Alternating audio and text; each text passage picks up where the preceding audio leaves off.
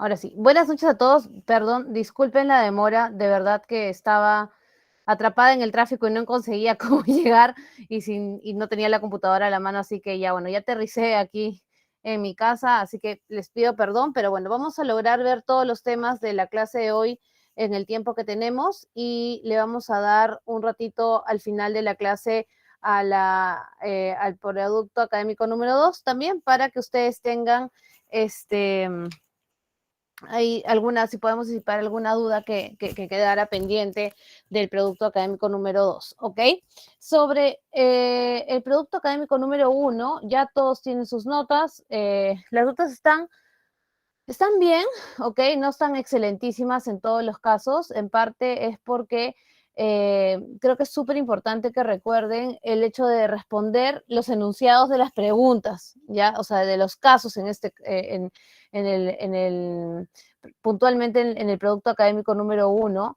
Algunos de ustedes, digamos, me explicaban todo el fondo, detrás la constitución, ¿no es cierto? Pero no respondían la pregunta y tenemos que aprender a hacer ese ejercicio de responder puntualmente la pregunta, porque si no nos vamos a veces por las ramas y eso nos resta claridad en nuestra posición, ¿ok? No se trata de ser muy sucinto, porque también hay algunos de ustedes que me han respondido así como que 3 líneas, y en 3 líneas uno tampoco puede argumentar mucho su posición.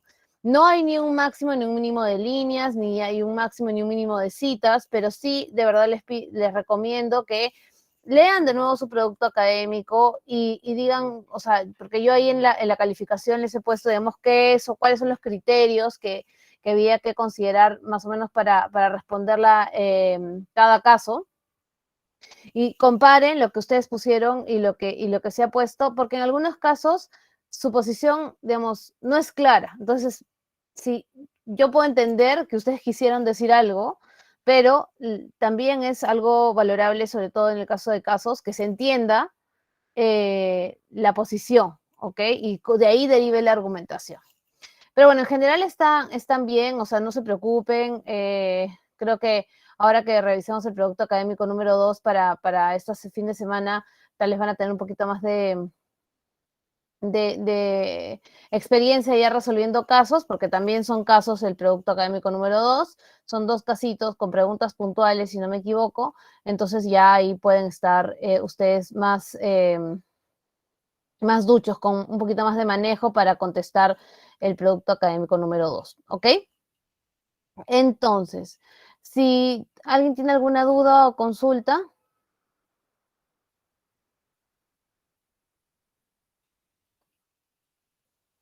silencio sepulcral, ok, voy a abrir acá para ver los mensajes.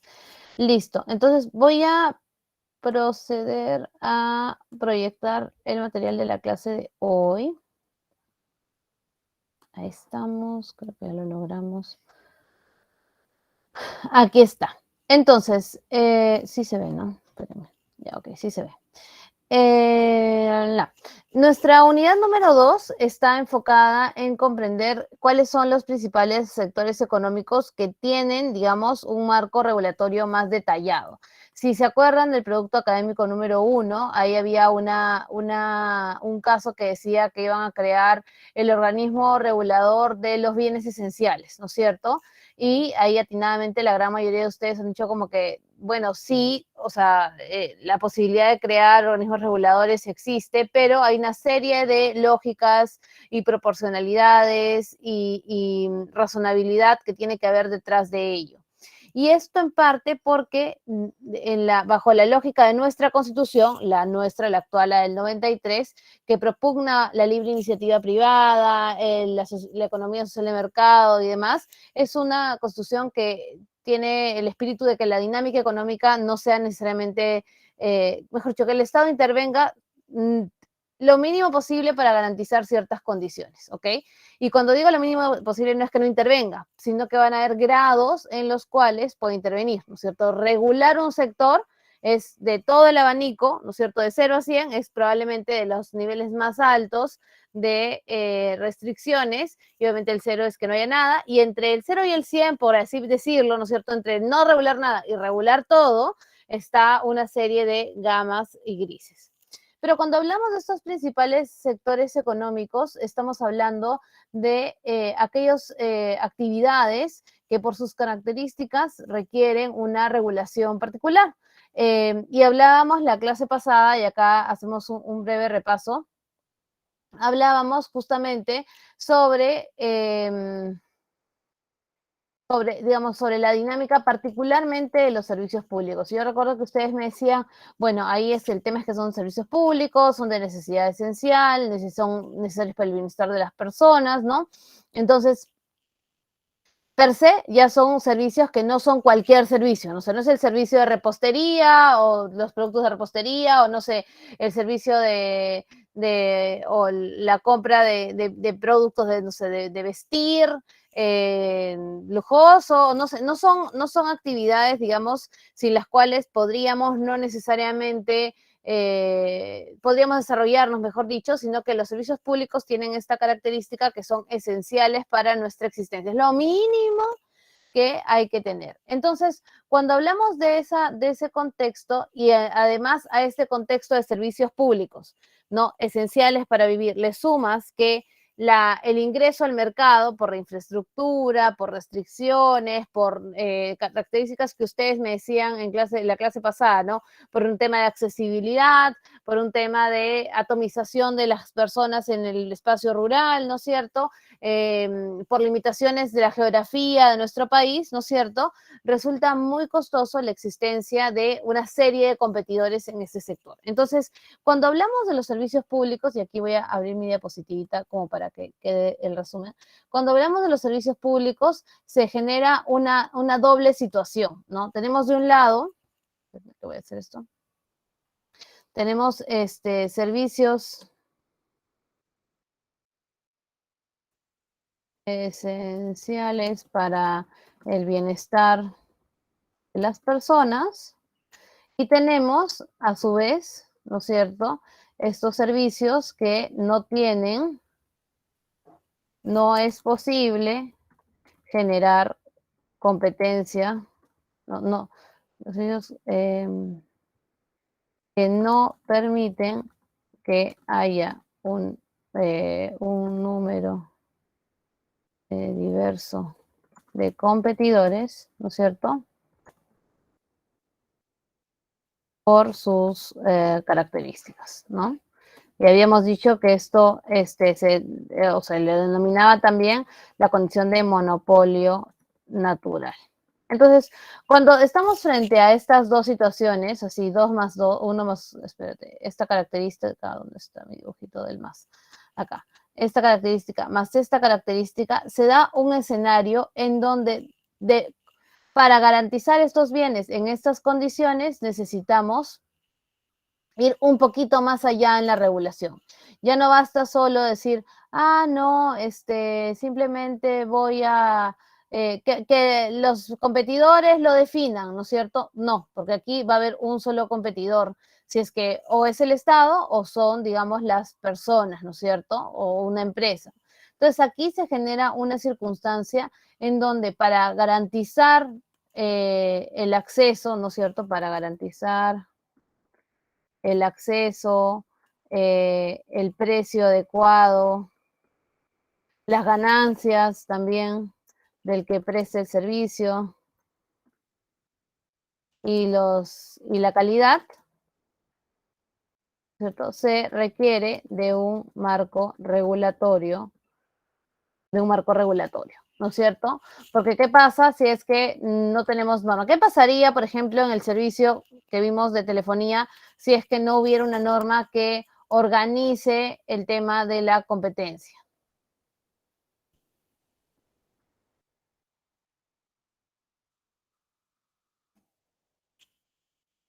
¿Qué creen ustedes que pasaría?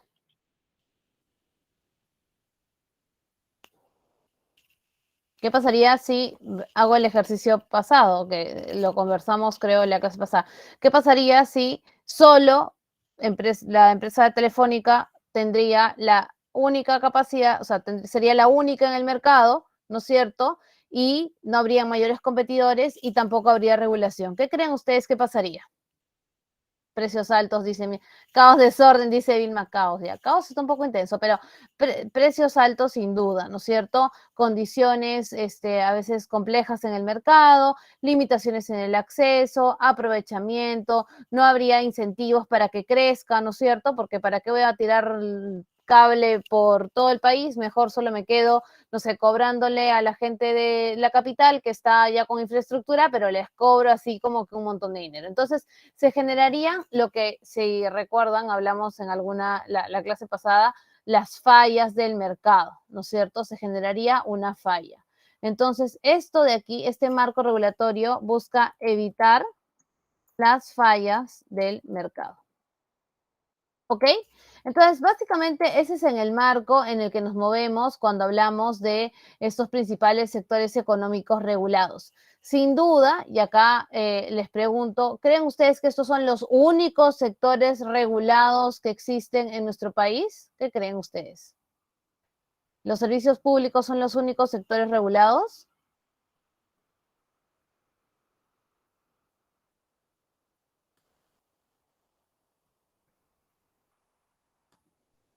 No, doctora, también los privados. Maruja dice que no, no, correcto. O sea, también hay regulación para otras cosas. Por ejemplo, cuando nosotros compramos, no tengo galletas aquí, pero cuando compramos alguna galleta, ¿no es cierto? Vemos que tienen octógonos, vemos la necesidad de que tengan todo el listado de ingredientes y eso también es regulación. Cuando, por ejemplo, compramos un medicamento, necesitamos que quien lo venda sea una farmacia, que la importación tenga un montón de requisitos y pruebas, digamos, sustentos de que el compuesto químico cumple la función que quiere, ¿no es cierto? Cuando, por ejemplo, vamos a, no sé, distintos servicios, tener una empresa, tenemos que cumplir con ciertos requisitos para haberla constituido, ¿no es cierto? Entonces, siempre va a haber regulación en las actividades económicas, pero en un abanico de, digamos, menor regulación, mayor regulación, en este abanico de posibilidades hay, ¿no? Pero cuando ya entramos a un mundo de sectores de necesidad de protección, digamos, mayor, entramos a una regulación un poco más incisiva, más puntual. Y ese es el caso del sector de la telefonía que hablamos la clase pasada, ¿no es cierto? Hablamos un montón de conceptos, algunos relevantes, pero cuando entramos a ver qué cosa es lo que se regula desde el marco regulatorio que se aplica al servicio de telefonía, vemos que hay regulación en todos los puntos de la prestación del servicio, ¿no es cierto? Para ingresar al mercado hay una regulación que va a determinar cuáles son las licencias, cuáles son las concesiones, los requisitos, quién puede hacerlo, para garantizar cierto nivel, digamos, del proveedor. Luego también hay, digamos, una parte en donde decimos aquel que ingresa, ¿no es cierto?, al mercado de prestación de servicio de telefonía tiene que tener una vocación de prestar el servicio universalmente, ¿no es cierto?, con alcance el mayor que se pueda. Vamos a tener también una política de competencia que hace que aquellos pocos jugadores o actores que participen de la dinámica tengan reglas para no afectarse tipo en precios, para no tener prácticas de competencia desleal, en comparaciones negativas, etcétera. Va a haber también una política para que estos trabajen interconectadamente, porque si no, imagínense, los que tienen Movistar no podrían llamar a los que tienen Entel y entonces tendríamos que tener más o menos como 4 teléfonos cada uno para que nos llamen a diferentes líneas, ¿no? Y sin duda la parte altamente relevante que es el tema de la política de precios, porque cuando hablamos de la política de precios tenemos que encontrar ese punto perfecto, digamos, por el cual se determina, y creo que lo vamos a ver en la parte eléctrica, se determina, digamos, el precio que debería pagar el consumidor para que la empresa participante, digamos, prestador del servicio, tenga una rentabilidad, cruzado con, digamos, un precio que no sea o no afecte, digamos, de manera significativa los intereses económicos de los ciudadanos, ¿no es cierto? Entonces, tiene que haber así un puntito perfecto, un cruce perfecto entre lo que la empresa quiere ganar y lo que el ciudadano debe pagar por el servicio en base a costes, en base a calidad del servicio, de inversión, etcétera. Tiene que haber ahí una X perfecta, y esa X perfecta, lamentablemente, nunca va a ser perfecta, pero además de eso, no puede estar dada la suerte de que sea el ciudadano o que sea la empresa prestadora la que lo defina. Porque imagínense, si la empresa, imagínense mañana, no sé, Claro tiene la libertad para poner los precios que quiera. Y decide, no sé, cobrar 2 soles. Claro, parece que beneficia, pero van a contratar muchas personas, va a colapsar la red. Por otro lado, los otros van a acusarlo de que está ni siquiera cubriendo los gastos, entonces una competencia desleal. Entonces, complejiza, ¿ok? Igual que lo que sucedía en la época, o si es que no hubiera habido una mínima regulación de precios, cuando había un solo competidor, igual hubiera sido aún más caro, que yo sé que en esa época era carísimo, la prestación del servicio, ¿ok? Entonces, esa es un poco la lógica detrás de la regulación, y bueno, acá hay un poquito más de historia y la resolución de esto, digamos, de la definición de cómo determinar toda esta parte regulatoria, pues vimos que se le encargaron a OCIPTEL, ¿ok? ¿Alguna duda sobre la parte de regulación del servicio de telefonía?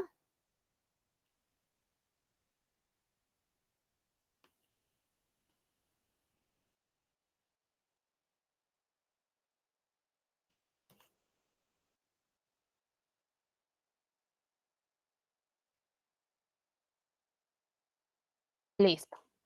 Entonces ahora vamos a entrar a conocer el sector o el mercado de la regulación del agua y el saneamiento, ¿ok?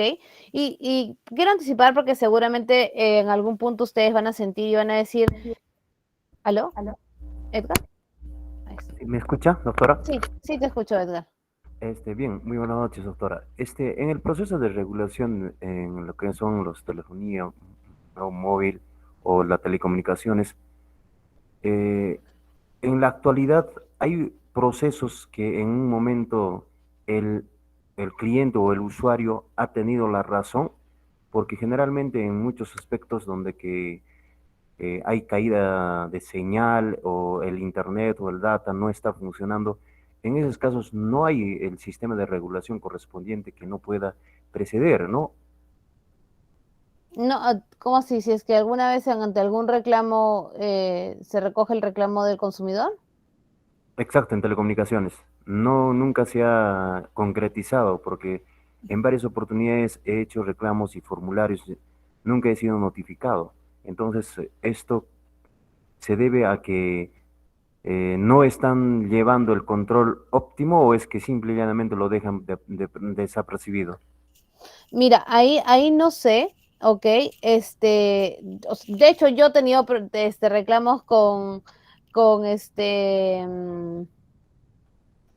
contra Telefónica, igual por así como usuaria, y sí, al final terminé en UCIPTEL y resolvieron mi caso. Pero sí es como un proceso un poco extenso, porque usualmente cuando uno reclama, la lógica, digamos, no me quiero meter en el mundo de los reclamos de consumidor muy a precisión, pero para que todos estemos en la misma línea, cuando se trata de servicios públicos, un reclamo de consumidor, la primera instancia, digamos, es la empresa prestadora del servicio, sea en agua, en temas de telefonía, en temas eléctricos, en temas de infraestructura de transporte. Y eso, digamos, es así porque la lógica es que aquel que preste el servicio tiene probablemente tiene mayor capacidad para identificar si hubo un error o una omisión al momento de la prestación del servicio, y entonces puede ser la primera instancia. Y la segunda instancia recién es el organismo regulador, en el caso de la telefonía de OCIPTEL. Entonces, sucede que a veces uno reclama ante Indecopi y le niegan. Sucede otras veces que le reclaman ante la empresa prestadora y la empresa prestadora lo deniega, y ahí hay que hacer un proceso de apelación, digamos, ante el OCIPTEL. Y eso es, digamos, creo que algunas de las personas, digamos, ciudadanos civiles comunes y corrientes no saben que ese es el camino, por más que hay información en OCIPTEL sobre cuál es el procedimiento. De hecho, creo que si uno llama le dicen. Pero ahí sí, Edgar, no sé cuál es el caso puntual. A mí me tocó, pero sí tuve que ahí como que batallar un poquito para obtener una respuesta. Este, Eh,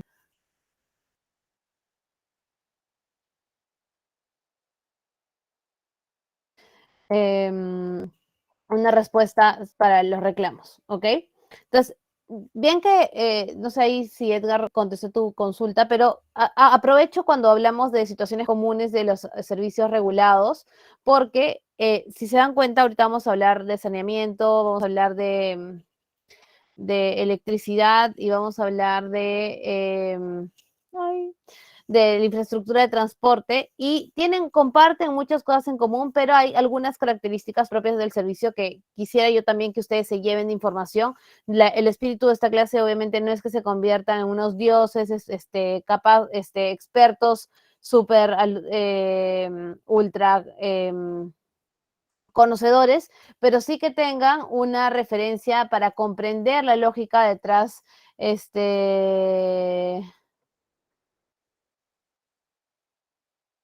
em, la lógica detrás de estos servicios regulados, ¿ok?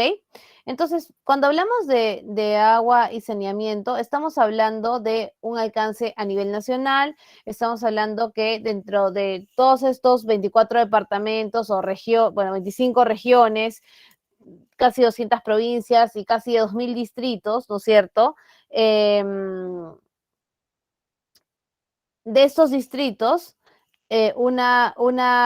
perdón, entre estos distritos y provincias hay 50 empresas, ¿no es cierto?, reguladas que brindan el servicio de agua potable y que son supervisadas por SUNAS, ¿ok?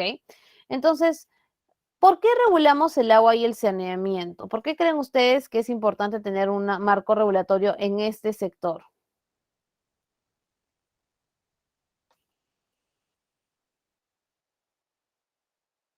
Profesora, buenas noches.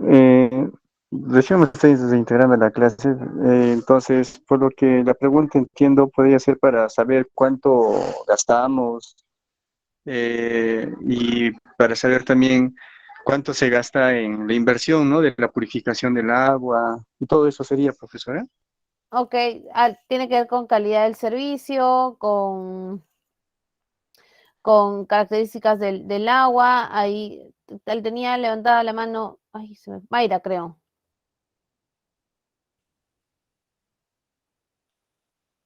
Ya muy tímidamente bajo su mano. Dice Miriam, para garantizar el acceso a los servicios básicos, correcto, o sea, regulamos el agua para que haya un mínimo estándar de calidad del agua que recibimos y haya la mayor cobertura posible, ¿no es cierto? Porque cuando hablamos de saneamiento, quiere decir que vamos a llevar el agua potable a la mayor cantidad de lugares posibles. Un lugar saneado es un lugar con agua potable, ¿ok? Y entonces, en ese sentido, el objetivo de la regulación del servicio de agua y saneamiento tiene de los que están detallados aquí, ¿no es cierto? Que haya una cobertura, que haya calidad y que haya sustentabilidad del servicio, ¿ok? Que se reduzca la brecha de infraestructura, que se garantice la autonomía de los prestadores de servicio, se incrementen los niveles de eficiencia y lograr una gestión sostenible ambientalmente de los recursos hídricos, ¿no es cierto? Es el objetivo detrás de la regulación. Y un poco lo que se busca es solucionar el problema del monopolio natural, porque si para tal vez en el sector de telefonía que veíamos hace un momento, es posible que hayan algunos competidores bajo la lógica de que se puede, digamos, arrendar la banda electromagnética del cual pasan las comunicaciones, ¿ok? En el caso del agua, esto no es posible. O sea, no es que haya una empresa de agua distintas empresas que puedan usar la misma tubería y uno pueda segregar eso, ¿no es cierto? Cuando corre el agua, no es que el agua corre así, mitad de la tubería de una empresa, mitad de la otra empresa. No es. Entonces se opta, digamos, por un proceso de concesiones por zonas. Entonces, la competencia, que en realidad no va a existir, pero va a existir unas condiciones determinadas de prestación del servicio, ¿no es cierto? Unos precios fijados para que no haya un abuso por parte de la empresa prestadora del servicio. Y desde el punto de vista social, lo que busca la regulación es que se solucionen las ineficiencias y asimetrías de información y externalidades que puedan afectar, digamos, a los consumidores o a otros competidores de otras zonas, ¿ok? Entonces, cuando hablamos de servicios de saneamiento y agua, ay, no sé por qué se fue mi plumoncito, estamos hablando de agua potable, ¿no es cierto? Estamos hablando de alcantarillado sanitario, estamos hablando del tratamiento de las aguas residuales y pues la exposición de las secretas. O sea, agua, todo esto en español, digamos, en el cotidiano es lo que conocemos como agua y desagüe, ¿ok?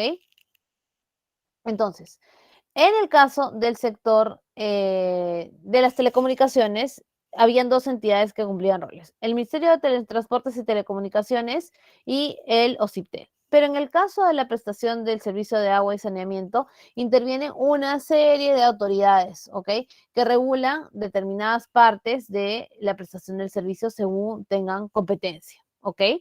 Está desde el Ministerio de Vivienda, Construcción y Saneamiento, que es el ente rector en esta materia, es el que hace los planes, el que aprueba todas las acciones, digamos, a grosso modo.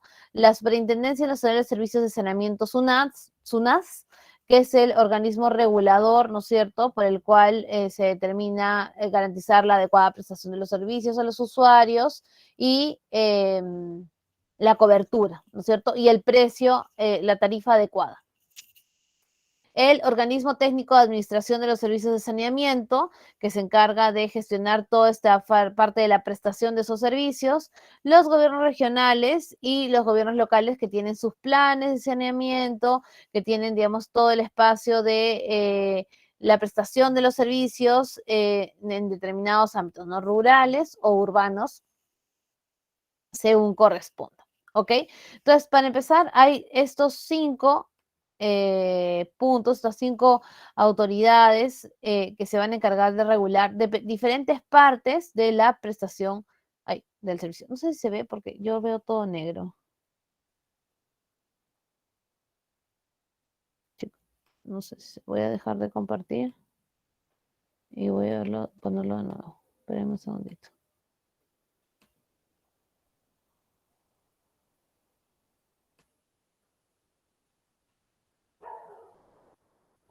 Ok, entonces, cuando hablamos de las entidades prestadoras, hasta aquí alguna duda, por favor, si todos están silenciosos, me da ahí como que no me están entendiendo. Por favor, si tienen dudas, me avisan. Cuando hablamos de las entidades prestadoras de servicios de saneamiento, son las empresas prestadoras del servicio que podemos conocer dentro de dentro de nuestro ámbito donde estamos. Por ejemplo, en Lima es SEDAPAL, en Arequipa sé que es SEDAPAR, no sé, digamos, en Huancayo cuál es la entidad prestadora del servicio de agua y alcantarillado, pero según la información que tiene SUNAS regula a 50 de las empresas prestadoras de servicios de saneamiento, de las cuales 49, digamos, son operadores públicos y solo una está a cargo de un operador privado. ¿Ok? De estas 49 que son públicas, 48 son propiedad de las municipalidades provinciales y distritales y SEDAPAL es la única que es propiedad del gobierno central, o sea, la que presta los servicios en Lima. ¿Ok? Cuando hablamos del marco normativo, tenemos una serie de decretos, aquí está el link para que ustedes puedan ingresar, sobre la regulación de la prestación del servicio de agua y alcantarillado, ¿no es cierto? Desde la gestión y prestación de los servicios, las normas que crean SUNAS, el reglamento de SUNAS, reglamentos relacionados al plan de saneamiento, es decir, la política y el plan para implementar, digamos, el saneamiento y llevar el agua potable a todo el territorio, entre otras normativas, ¿ok? Y el rol que tiene SUNAS es justamente el de normar, no sé, aquí está normar, regular, supervisar y fiscalizar la prestación de los servicios de saneamiento, cautelando en forma imparcial y objetiva los intereses del Estado. ¿Ok? De los inversionistas y de los usuarios. Entonces, SUNAS al regular garantiza el abastecimiento de agua potable, ¿no es cierto? El alcantarillado sanitario, y la disposición de las secretas, lo que nosotros conocemos como desagüe. Y se encarga también de definir cuáles son las tarifas. No sé si ustedes habrán visto, pero siempre hay una discusión sobre las tarifas de agua potable, ¿no es cierto? Que van a subir, que deberíamos pagar más.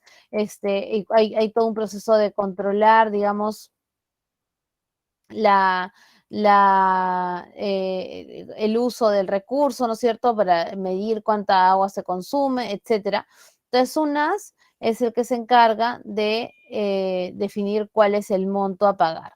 Algunos de estos montos están subsidiados, ¿no es cierto?, para garantizar la prestación del servicio, y otros, digamos, se ajustan periódicamente para que pueda prestarse. ¿Ok? Entonces, seguimos. Ay, espérenme. Y acá, digamos, profundizamos un poquito sobre cuál es el mecanismo utilizado para la regulación de las tarifas, ¿ok? Y según esto, hay 3 tipos de mecanismo. Un mecanismo se llama tasa de retorno, que es por el cual se determina, o sea, se determina el monto, considerando que se transfiere todos los riesgos derivados a la prestación de los servicios de los usuarios. Y el regulador lo que garantiza es que haya para la empresa prestadora una tasa de retorno de lo que ha invertido. ¿Ok? Hay otro mecanismo para la regulación de las tarifas que se llama por incentivos, en los cuales se transfieren los riesgos a la empresa prestadora, pero a través de incentivos, ¿no es cierto?, de cobrar bajo costo por la concesión, etcétera, se motiva que haya una eficiencia productiva. Y finalmente, el tercer tipo o forma de determinar las tarifas es la denominada empresa modelo eficiente, que básicamente se trata de construir una empresa ficticia de cero para determinar cuáles serían sus costos de producción y prestación del servicio, ¿ok? Y en base a eso decir, bueno, esta empresa ficticia, modelo, cobraría tanto en base a los costos que tiene y eso es lo que se va a cobrar, ¿ok? Y hago énfasis en esta parte de la estimación de las tarifas porque en este caso, como se tratan de empresas que no, o sea, no puede haber competencia, entonces sí o sí el regulador va a tener que establecer alguna tarifa para el agua potable, ¿ok? No es posible que sea así sin saber cuál es. Entonces yo aquí les voy a dejar el link, ¿ok? Acá hay un videito que justo encontré ayer que había hecho SUNAS para que ustedes puedan ver que hizo SUNAS además, cómo determina el servicio perdón, la tarifa del servicio. Aquí está el videito. Entonces los voy a dejar aquí. El video con explicación.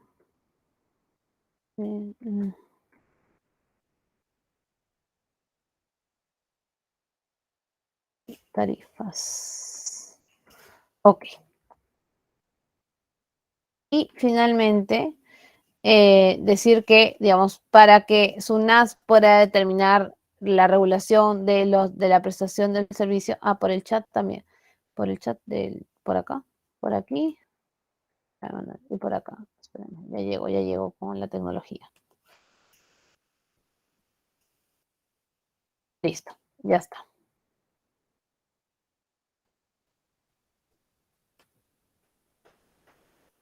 Entonces, tiene el plan maestro optimizado, el estudio tarifario y las metas de gestión, ¿ok? Cada uno de estos instrumentos regulatorios cumple un rol particular, ¿ok? Cuando hablamos del plan maestro optimizado, lo que hace es tener las proyecciones de la inversión que va a ser necesaria para cada entidad prestadora de servicio, cada entidad prestadora de servicio, para que logre cubrir la brecha en infraestructura. O sea, este elemento se enfoca en poder generar, por ejemplo, normativa que fomente la ampliación de la infraestructura, características de la infraestructura, algún estímulo, etcétera. El otro instrumento es el estudio tarifario, que es un documento técnico que contiene, digamos, todo este ejercicio que está aquí, ¿no es cierto? Ejercicios que están aquí del análisis de los costos, de la prestación, de la cobertura, de cuánto va a estimar que se va a crecer, digamos, la oferta de servicio en base al plan maestro, etcétera, y en base a eso se determina la tarifa. O sea, determinar la tarifa del servicio de un servicio regulado no es una tarea fácil. O sea, no es como que digo, creo que deberíamos cobrar 5 soles por metro cúbico. No, hay toda una lógica detrás de todos los costos que están asociados para poder generar ese metro cúbico de agua y qué tan accesible es para el ciudadano. Si no es accesible porque es muy costoso, pues ahí se toman otro tipo de decisiones para mantener una tarifa tal que, por ejemplo, el Estado subsidie una parte o den algún beneficio, etcétera. Y finalmente, el tercer instrumento regulatorio son las metas de gestión, ¿ok? Son las metas que incluyen como categorías como conexiones nuevas, presión, continuidad entre otros, continuidad, estándar de la calidad del agua, etcétera, ¿ok? Que van a permitir evaluar, digamos, a las entidades prestadoras de los servicios, ¿ok? Porque como son en monopolios naturales, digamos, su estímulo de competir, o sea, de ser mejores para competir, no está. Pero sí está este mecanismo como el de metas de gestión que determina, bueno, para entender que fuiste un buen prestador, tienes que cumplir con estas metas, ¿ok? Es una forma diferente de generar incentivos a través de la regulación. Porque si no, lo que sucedería es que no habría cómo generar ese espacio que incentive, digamos, a no poner una tarifa, a prestar el servicio de una manera deficiente, porque no habría con qué comparar. Entonces, el SUNAS lo que hace es decir, bueno, para considerar que mínimamente se ha prestado el servicio de manera adecuada, hay que cumplir con estas características, con estas metas de gestión, y así se evalúa si se está cumpliendo o no. ¿Ok? ¿Hasta aquí alguna duda o alguna consulta? ¿Alguno de ustedes ha trabajado en municipalidades o en empresas prestadoras de servicios de agua y saneamiento o en SUNAS?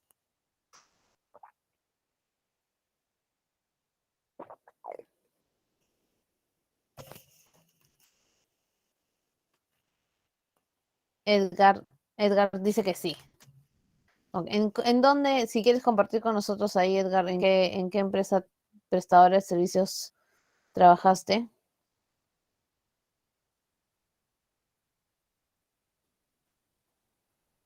Doctora, buenas noches. Ujú. Sí, efectivamente, en lo que es el saneamiento básico, ¿no? En el Estado peruano, poco a poco estamos entrando en lo que es la etapa de poder abastecer y a la vez también brindar la calidad de servicio, juntamente, ¿no? Que usted mismo lo dijo, con las EPCs, las empresas prestadoras, o las UGMs, las unidades de gestión municipales, y que en la realidad, en la actualidad, que en los gobiernos locales aún se están prestando por las JAS, ¿no? Las juntas administradoras de servicios de saneamiento, la cual hay brechas que se tienen que cerrar para poder enfocar cómo se tiene que llevar, ¿no? El servicio de calidad. Y el servicio de calidad pues llega a todos los usuarios en los centros poblados o ya sea en un distrito, siempre ¿no? Dando un servicio, y ese servicio tiene que ser pues autosustentado.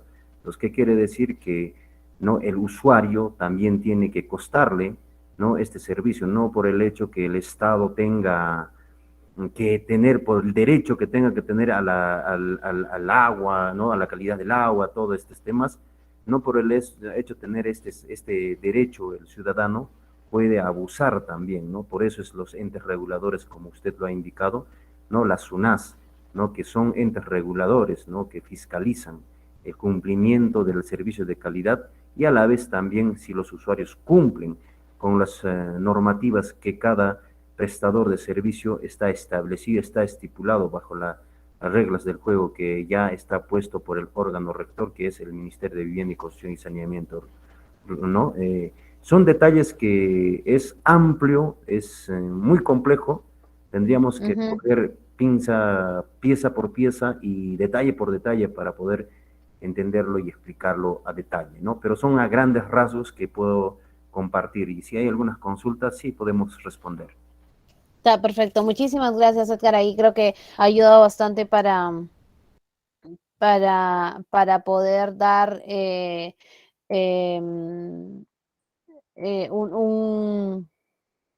un cierre, digamos, a todos los conceptos que hemos conversado en la clase. Y creo que con eso podemos, digamos, comprender mejor. Efectivamente, hay unas características que hay que tomar en consideración, y hay que revisar, digamos, como dices tú, nos tomaría hacer tal vez todo un módulo en estudiar, digamos, cada una de las partes del sistema. Y ahí hay una pregunta más de Miriam, que es si las HAS, que son las juntas de administradoras de servicios de saneamiento, si son Sí. parte de SUNAS. Y no, hasta donde yo tengo entendido, solo que me corrijan ahí, Edgar, no son administradas por SUNAS, corresponden, digamos, al Ministerio de Vivienda. No quiero profundizar para no marear al resto de los compañeros, pero básicamente las HAS buscan, digamos, son organizaciones comunales que se encargan de operar y mantener los servicios de saneamiento en determinadas partes, digamos, del país, sobre todo en la parte rural, ¿no es cierto? Entonces, en este caso, las juntas, las HAS son gestionadas y guiadas por el Ministerio de Vivienda porque por sus características, digamos, tiene un objetivo distinto al que tiene SUNAS. SUNAS de lo que se encarga es de monitorear a las empresas prestadoras de servicios de agua y alcantarillado. Bien, doctora, un tema nomás para concretizar. Ajá. Las HAS actualmente no son reguladas por los gobiernos locales, Ah, sí, pero perdón. también las UNAS, también como ente fiscalizador, no, también está dentro las HAS. Las UNAS también está en su injerencia, en su potestad. O sea, en otras palabras, también las UNAS puede ir a los centros poblados a supervisar cómo está trabajando las HAS, si realmente están cumpliendo el servicio que tienen que dar en sus centros poblados. Recordemos que el Estado está tratando de trabajar de una manera concertada con sus instituciones aliadas para dar el servicio de calidad si realmente estos centros poblados o las organizaciones comunales puedan administrar su servicio. Son pilotos que se están dándose claramente en no en todo lo que es a nivel nacional, la cual hay HAS que han preponderado, ¿no? Que tienen esta eficiencia, podríamos decir, de administración, pero hay HAS que siguen debilitándose y en la cual también el Estado ya está poniendo en preponderancia en convertirse, pues, la primera instancia son, pues, en convertirse en los UGM rurales y enseguida los UGMs no urbanos, después ya se están integrándose a las EPS, ¿no? Nada Sí, más. 100% de acuerdo, Edgar. A lo que me refiero es que no tienen digamos, no cumplen todos los roles que sí cumplen, las UNAS no cumple para las HAS todos los roles que cumple para las empresas prestadoras de servicios de agua y alcantarillado. Pero ahí muchas gracias por la precisión, porque así creo que le damos a todos los compañeros una visión completa. Terminamos el sector de agua y saneamiento y entramos al mundo del sector eléctrico, ¿ok? El sector eléctrico tiene un alcance ahí, la pregunta es, ¿qué cosa entendemos por sector eléctrico? Y es que cuando hablamos del sector eléctrico hay que entender, digamos, que no se trata solamente del cable de electricidad que llega a nuestra casa y que nos permite, no sé, conectar nuestra computadora o prender el foco para tener luz, sino que el sistema eléctrico en el Perú tiene todo un esquema de una serie de partes de la cadena, desde la producción, desde la generación, eh, espéreme. Desde la generación de la electricidad hasta, digamos, en la transmisión de la electricidad, en la centralización en un punto de distribución y la llegada del servicio a los usuarios, sea regulados como nosotros, que tenemos una tarifa de la electricidad fija, o los usuarios libres, digamos que son aquellos, los que tienen una posibilidad de poder negociar sus tarifas por la cantidad de energía que utilizan. Pero ahorita vamos a precisar un poquito más detalle sobre esto. Entonces, cuando hablamos nosotros del sistema eléctrico peruano, entendemos que la generación, digamos, toda la parte de la generación y la transmisión está, toda la parte de la generación está enmarcada, ¿ok? Dentro de lo que es el COES. Ahorita vamos a ver qué es, para ordenar, digamos, las formas de generación de energía. En nuestro país se puede generar energía a través de las hidroeléctricas, se puede generar la energía a través de plantas de generación de energía. Bueno, hay poca eólica, pero hay algunas otras formas de generación de energía. Y luego tenemos, esa energía es generada, ¿ok? Pero es generada allá en las partes en donde se genera la electricidad, pero tiene que ser transmitida a través de estas grandes torres de alta tensión que están por todo el territorio, ¿no es cierto?, que trasladan la energía, que tiene un voltaje tal que si lo enchufáramos, o sea, enchufáramos algo, sería imposible, ¿ok? Se prende, explotaría. Pero llega, digamos, a los sistemas locales de distribución, ¿ok?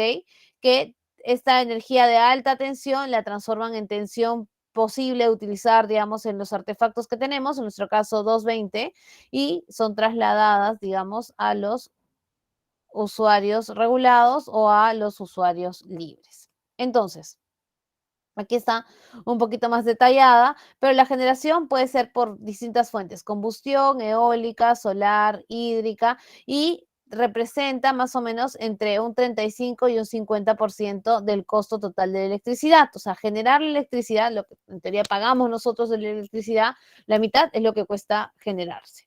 Luego hay otra parte que cuesta entre el 5 y el 15%, que es la transmisión, ¿ok? Para llevar electricidad del punto de generación hasta el punto de distribución. Y luego vamos a ver, a llegar a la parte de la distribución, que es la otra mitad, ¿no? O sea, el otro pedacito que implica, deme un minutito.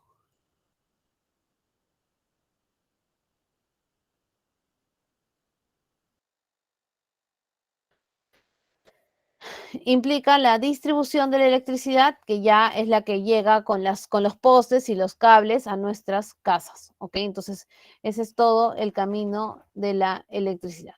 Entonces, cuando hablamos de la generación y la transmisión y todo el proceso de operación hasta la parte de la distribución, estamos hablando de una parte física, porque también incluye toda una infraestructura, ¿no es cierto? Las plantas de generación, el cableado, las torres, etcétera. Pero cuando hablamos o la normativa también se enfoca en el carácter comercial, ¿no es cierto? Porque una vez generada y distribuida la energía, como decía, podían haber los consumidores regulados, que somos nosotros, que por la cantidad de electricidad que consumimos no tenemos margen de negociación con una empresa para, digamos, que hagan un precio determinado por la electricidad, porque nosotros consumimos poca cantidad de electricidad en comparación, por ejemplo, de una planta, no sé, textil, o una planta procesadora de alimentos, ¿no es cierto? En esas plantas donde hay unas máquinas gigantes, la demanda de energía eléctrica es altamente superada supera altamente, digamos, lo que nosotros tenemos en nuestras casas. Entonces, cuando corresponde eso, corresponde también generar un marco regulatorio. Entonces acá mi mapita está demasiado grande, pero cuando hablamos del sistema de electricidad, nuestro país se llama, digamos, existe el Sistema Eléctrico Interconectado Nacional, que son todas las líneas, subestaciones eléctricas conectadas entre sí, a los centros también de despacho, que permiten la transferencia de energía entre los diversos sistemas de generación eléctrica en nuestro país. ¿ok? Y como ustedes pueden ver, voy a ver si lo logro ampliar un poquito, pero son una serie de puntos de contacto de diferentes, digamos, que provienen de diferentes lugares y que se interconectan entre sí en el territorio, ¿ok? Una vez, cuando hablábamos aquí en esta parte del mapita, aquí, del COES, el COES no es otra cosa que el Comité de Operación Económica del Sistema Interconectado Nacional, ¿ok? ¿Qué quiere decir eso? Que el COES es una entidad privada, ¿ok? Que tiene como conformación a todos los agentes, generadores, transmisores y distribuidores y usuarios libres, a toda esta gente que está aquí, ¿ok? Y determina o coordina la operación de a corto, mediano y largo plazo del sistema. O sea, básicamente hace el cálculo o la distribución de cómo hacer para que se genere la cantidad de energía justa que se requiere y que ésta sea transferida en el territorio para que pueda ser utilizada por los usuarios, ¿ok? Entonces, porque si no, imagínense, una planta generadora genera mucha energía, ¿ok? Es transmitida, distribuida, pero en la distribuidora no hay cómo administrarla y entonces tenemos un desaprovechamiento de energía generada, porque no es como la energía uno la pueda conservar en un tonel, está constantemente en movimiento. Entonces, el COES lo que busca es que todas las empresas participantes de este esquema, porque hay empresas generadoras, hay empresas distribuidoras, hay empresas transmisoras, se alineen, digamos, se organicen para que haya una organizada prestación del servicio, ¿ok? Y también vela para que, así como puede hacer que una planta produzca más energía de la necesaria, para que no pase que una planta de generadora produzca menos energía de la que se necesita o que esta no sea generada a destiempo y entonces se generen situaciones de cortes eléctricos, ¿ok? Entonces el COES es este gran... esta organización que organiza, digamos, de una manera la prestación de los servicios eléctricos en general. Entonces, el COES lo que hace es, habla con las empresas generadoras, ¿no es cierto?, para que estas a su vez, digamos, conversen con las distribuidoras con los regulados y los clientes libres también tengan aquí el flujo de las distribuidoras y todo esté medianamente ordenado, ¿ok? ¿Cómo se prestan estos distintos servicios eléctricos? Lo primero es que hay que entender que hay un régimen de concesiones y autorizaciones. O sea, cualquiera que quiera tener una planta generadora de energía, transmisora o un servicio de transmisión de energía o un servicio de distribución, tiene que pasar por un proceso de otorgamiento de concesión o por una autorización según sea el caso. ¿Ok? Entonces, para poder generar energía, para poder transmitir, distribuir y generar energía eléctrica de recursos renovables, que ese es un elemento más que en nuestro país, se necesita lo que se llama una concesión definitiva, ¿ok? Y cuando estamos hablando de actividades de generación de menos de 500 kilowatts, que es como que poquito, basta con una autorización. Pero, por ejemplo, las empresas que, no sé, la central hidroeléctrica de Machu Picchu tiene, digamos, una concesión definitiva. Estas concesiones y autorizaciones son autorizadas o otorgadas por el Ministerio de Energía y Minas, ¿ok? Y registradas en el famoso Registro Único de Concesiones Eléctricas, donde se escriben todas estas concesiones otorgadas y donde están también detalladas las presentaciones de las solicitudes ante el ministerio y los gobiernos regionales. Y aquí hay una parte interesante del tema, y es que con la creación de las regiones y el traslado de competencias, parte de las competencias las ve el Ministerio de Energía y Minas como ente rector, pero parte de las competencias las tienen los gobiernos regionales. ¿Ok? Entonces, solo para que ustedes lo tengan, porque no lo vamos a leer aquí a detalle, pero aquí hay todo el marco legal de e institucional, ¿ok? Del proceso que ha vivido el sector eléctrico en nuestro país, porque inicia en el año, antes del año 92, cuando el mercado eléctrico estaba en un monopolio que integraba toda la cadena, o sea, una sola empresa brindaba toda la cadena, generación, transmisión, distribución y, bueno, llegaba a los usuarios finales, ¿ok? Pero, sin duda, en ese punto ya no habían estímulos, digamos, para la competencia, y había el famoso sesgo de ser la única empresa que intervenía, entonces, cómo medías eficiencias, calidades, etcétera. Entonces, a lo largo de los años, en el 92 se da la Ley de Concesiones Eléctricas, que es la ley principal, digamos, para entender este proceso, y se da una serie de normativas con el paso del tiempo para complementar, digamos, el marco legal de la prestación del sector eléctrico. ¿Ok?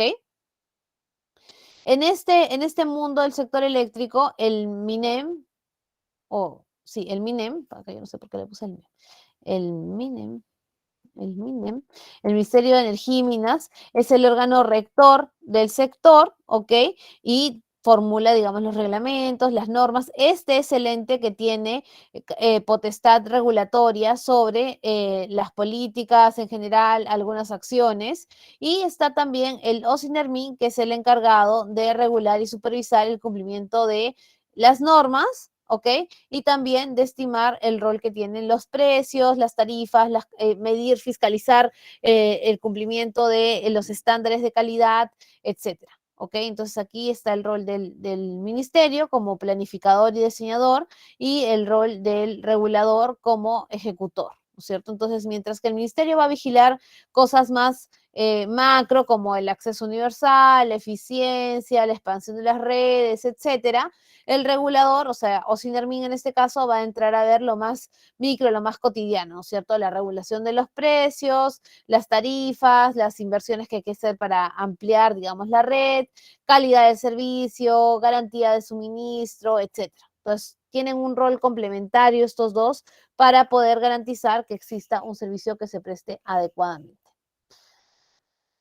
En el caso de la generación, de toda la generación y la dinámica de la prestación del servicio de electricidad, ya les expliqué hace un momentito de la existencia de usuarios libres y de usuarios regulados, ¿ok? Básicamente, cuando estamos hablando de los usuarios libres, están también digamos, se llama, digamos, ese mercado, el mercado eléctrico libre, porque hay la facultad de comprar la electricidad a una o más empresas distribuidoras según sea el caso y la capacidad de las empresas. Y hay una condición de precios libres, o sea, uno puede negociar el precio por kilowatt. Pero para el caso de los sectores, de los mercados regulados o de los usuarios regulados, se llama un mercado eléctrico regulado, ¿ok? Y en este caso, las distribuidoras son las únicas autorizadas para suministrar la energía a los usuarios regulados. Y el usuario regulado no puede hablar con el generador, no puede hablar con el transmisor, no puede hablar con nadie más que no sea la empresa distribuidora. Y la empresa distribuidora va a venir a decir, bueno, yo ya hablé con OSINERMIN me dijo que el precio que hay que cobrar por la tarifa de electricidad es X. Y ahí es donde se forma el precio que hay que cobrar y cuáles son, digamos, las características de la calidad del servicio. O, por ejemplo, qué pasa si hay cortes de electricidad, etcétera. Entonces, ese es, digamos, cada parte de esta cadena, ¿ok? Tiene un proceso, una fuente reguladora que detalla la prestación del servicio. Para quien quiera, digamos, revisarlo, la ley de concesiones eléctricas, que es bastante extensa y ha sido actualizada, digamos, a través de distintas modificaciones, tiene todo el proceso en donde determinan sobre todo roles, responsabilidades, estándares de calidad, etcétera, que son necesarios para poder entender que hay una adecuada prestación de servicio. Y en el caso de la distribución eléctrica, hay todo este esquema de comercialización, ¿no es cierto?, de entregar por determinadas zonas la concesión de la distribución eléctrica y de que se fije un precio determinado. Y aquí yo les estoy dejando, digamos, para los que quieran ver el proceso de cálculo de las tarifas en el sector eléctrico. Y finalmente, cuando los que quieran, digamos, sumergirse en el mundo de la fijación de tarifas del sector eléctrico, aquí hay una PPT de los INERMINC que ayuda a entender ese proceso, y acá hay una lectura sobre la regulación del sector eléctrico en Latinoamérica, que no está muy larga, pero que es bastante útil. ¿Ok? Y finalmente entramos al mundo de la regulación de la infraestructura del transporte. Y esta es tal vez la parte regulatoria que menos nos llama la atención, porque es un servicio público con el que interactuamos constantemente, pero no necesariamente lo tenemos así de presente como el agua, la electricidad o la conexión telefónica. Y es que cuando estamos hablando de infraestructura de transporte, estamos hablando de toda la infraestructura portuaria, ¿ok? A través de los distintos puertos de Matarán, el puerto del Callao, el puerto de Pauta, el puerto de Salaberry, todos los puertos, ¿ok? Los aeropuertos, el aeropuerto internacional Jorge Chávez, los aeropuertos de provincia, determinados, establecidos en determinados grupos, toda la red vial de las carreteras, la IRSA, entre otras, y la parte del ferrocarril. ¿Ok? Entonces acá, cuando quieran, entran a este link del mapa de concesiones y van a poder ver dónde están todas las concesiones de infraestructura de transporte. Este mercado está particularmente enfocado en tener regulación para cubrir dos aspectos: el otorgamiento de las concesiones, es decir, quién es titular de la concesión, y las tarifas. Y esto porque en este caso de lo que se trata es que, otorgada la concesión, el concesionario hace la inversión para desarrollar la vía, ¿ok? Y luego recupera, digamos, lo invertido en base a las tarifas que se cobran por transitar en esas vías, que, por ejemplo, en la parte terrestre se llaman los peajes, ¿no es cierto? Cuando estábamos hablando de infraestructura de portuaria o de aeroportuaria, por ejemplo, acá está el impuesto aeroportuario y acá está, digamos, los gastos del puerto, ¿ok? Que también son cobrados para el uso y descarga del puerto. Entonces, cuando hablamos de todas las concesiones de infraestructura de transporte en nuestro país, no es que estén así sueltas a su suerte, sino que hay un programa de concesiones que se encuentra articulado a los objetivos del Plan de Desarrollo de Infraestructura Nacional, digamos. Y la entidad encargada de gestionar este plan es el Ministerio de Transportes y Comunicaciones. Pero cuando se hace un proceso de otorgamiento de concesiones, intervienen más, más entes que solamente el MTC. Participa, digamos, el MTC como autoridad contratante, porque es el que firma el contrato. Proinversión, que diseña el contrato de concesión, ¿ok? Para que tenga reglas adecuadas. Y, digamos, las entidades de regulación y supervisión de tarifas para que se cumpla adecuadamente los acuerdos y los pactos y las características reguladas que tiene el servicio, ¿ok? Y cuando se trata de fijar las tarifas, van a haber diferentes formas. No me quiero meter mucho en las formas en las que se fijan las tarifas, porque de verdad es algo bien, bien económico, pero tienen que saber que cada uno de estos conceptos que están aquí, el régimen regulatorio, la estructura tarifaria, las condiciones de aplicación de las tarifas, el régimen de acceso, todos tienen detrás, digamos, una lógica que trata de determinar cuál es la mejor tarifa, digamos, la más eficiente, la que cubre las ganancias, la que es adecuada para el usuario, etcétera, que se puede cobrar por el uso de la infraestructura de transporte. Entonces, lo que va a hacer OCITRAN es ver cuál es el servicio que se está prestando y determinar la tarifa que se va a cobrar por ese servicio y fiscalizar que se esté cobrando esa tarifa, ¿ok? Entonces, se encarga hay regulación técnica sobre la infraestructura, los medios y los servicios, y los entes que participan y que tienen o impactan en la regulación es el Ministerio de Transportes y Comunicaciones, el FONAFE y el OCITRAN. Creo que acá hay un breve resumen sobre el OCITRAN, pero básicamente es el organismo supervisor de la inversión en infraestructura de transporte de uso público, o sea, de las carreteras, puertos, aeropuertos, etcétera, y se encarga básicamente de fijar las tarifas, de supervisar y fiscalizar que se cumplan las reglas y de hacer la gestión de los contratos para ver si se va a adendar, si se va a modificar, si se está incumpliendo algo, etcétera. ¿Ok? Entonces, parte es del diseño del contrato, se suscribe el contrato por parte del MTC y luego entra la parte de ejecución contractual que hace estas tres, digamos, estas tres actividades con la lógica de garantizar la calidad del servicio y que, digamos, se enfoque en una lógica de enfoque al usuario. ¿Ok? ¿Hasta aquí alguien tiene alguna duda o alguna consulta?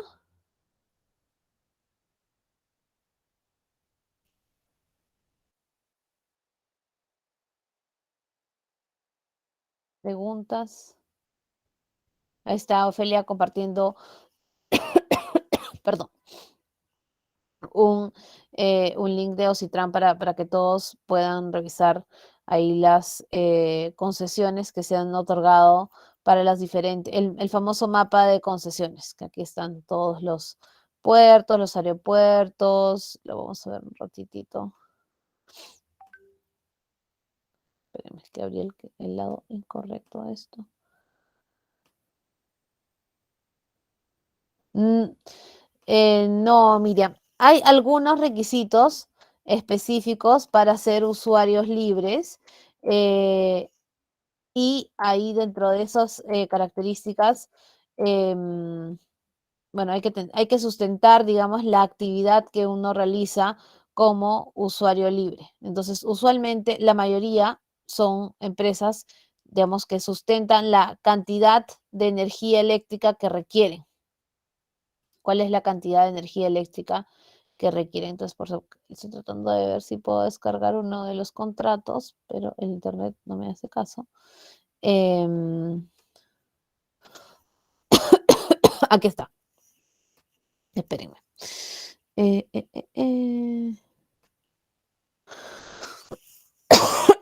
Perdón. Ok, ese es un contrato de suministro eléctrico entre Edelnor y, bueno, una empresa, ¿ok? Aquí están indicando que es un contrato de suministro eléctrico, ¿no es cierto?, para determinada zona y se está detallando, digamos, la tensión de voltaje y de frecuencia que se va a entregar, ¿ok?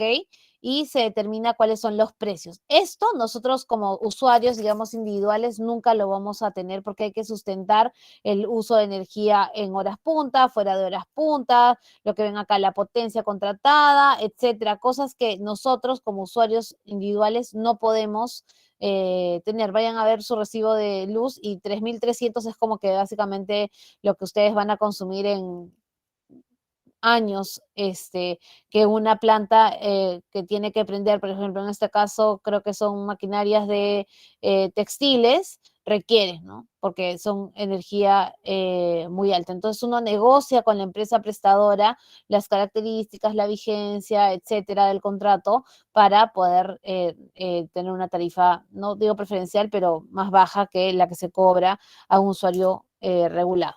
¿Ok? ¿Sí? Todos sí, digan sí. Espérenme, no sé qué pasó con esto. Listo. Entonces, antes de irnos, y una vez que encuentre esta parte de aquí, vamos a revisar rapidito el producto académico número 2. Espérenme que esto está así. Deseo quitarlos. Ahorita Quizá una preguntita. Ajá.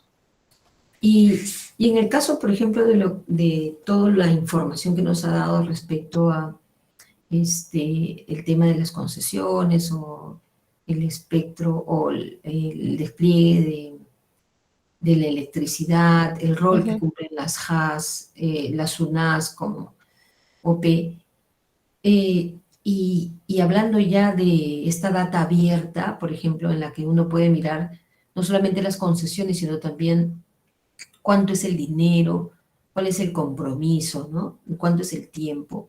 ¿Qué rol cumple el ciudadano en este tema de la regulación?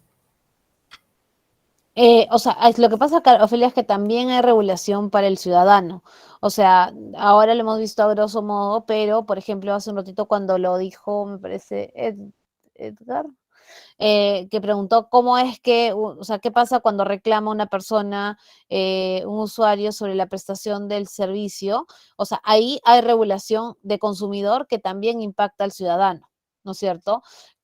¿En qué otro rol cumple? Cuando se hacen las estimaciones de la cobertura de los servicios para que puedan las reguladoras determinar no solamente el alcance, digamos, sino también las tarifas a cobrar por el servicio. Entonces, el ciudadano, digamos, no tiene procesos de activamente decir, no, yo creo que la tarifa tiene que sumar tal o cual, pero sí forma parte, digamos, de la dinámica y sí hay un marco regulatorio específico para la protección y la gestión de los reclamos, ¿no? Cada regulador tiene un reglamento específico para gestionar la parte de reclamos y esa es, digamos, te diría la parte en la que más directamente el usuario participa, digamos, de la ejecución de la regulación, porque no es que nosotros podamos participar de la creación regulatoria. ¿Ok? Gracias.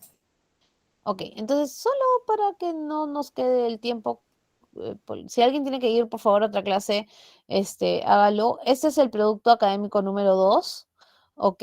Y son 2 casos que hay que resolver, y aquí están los casos que hay que resolver, ¿ok? El trabajo es individual, ¿ok? Esta vez sí tenemos una rúbrica, ¿ok? Y básicamente lo que se trata es de que ustedes lean adecuadamente, lean completamente el caso, yo les recomendaría más de una vez, y respondamos, digamos, estos interrogantes del caso 1 y la interrogante que está aquí en el caso 2. No es, digamos, complejo de entender, por favor, no completen, o sea, no, esto es el marco de la unidad, ¿ok? Por favor, no empiecen a decir, voy a resolver cuál es la evolución, el marco general sobre la evolución de la regulación y los principales sectores económicos. No, lo que hay que responder es esto que está aquí. Lineamientos generales, básicamente, libro de letra Arial 12, no hay ni un máximo ni un mínimo, pero ustedes ya saben que hay que, digamos, contestar en el espacio que nosotros necesitemos, pero por favor no hagamos monografías. Si se dan cuenta, son casos que tienen puntualmente preguntas que hay que contestar. Entonces, enfoquémonos en responder la pregunta con argumentación jurídica, con base legal, con citas de expertos, si ustedes consideran, o sea, lo que ustedes crean que es necesario para reforzar su respuesta, pero no se vale, digamos, decir, no sé, el marco regulatorio de la telefonía es bla, bla, bla, bla, bla, bla, porque eso no es lo que nos están preguntando, digamos, puntualmente. O sea, no hagamos monografías, sino respondamos lo que nos están preguntando. A eso voy, para no marearlos más. ¿Hasta aquí alguna duda o consulta?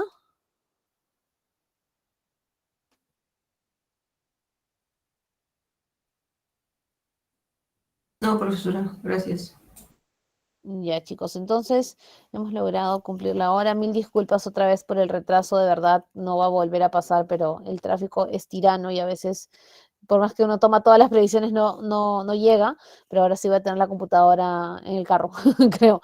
Les agradezco mucho su presencia. Nos vemos la próxima semana a esta misma hora y les deseo muchos éxitos en el producto académico número 2. Recuerden que tienen hasta las 11:55 para presentarlo este fin de semana y si no, hasta el miércoles de la próxima semana hasta las 11:55. ¿Ok? Que les vaya muy bien y que tengan muy buenas noches. Adiós. Adiós, doctora, gracias. Gracias, doctora.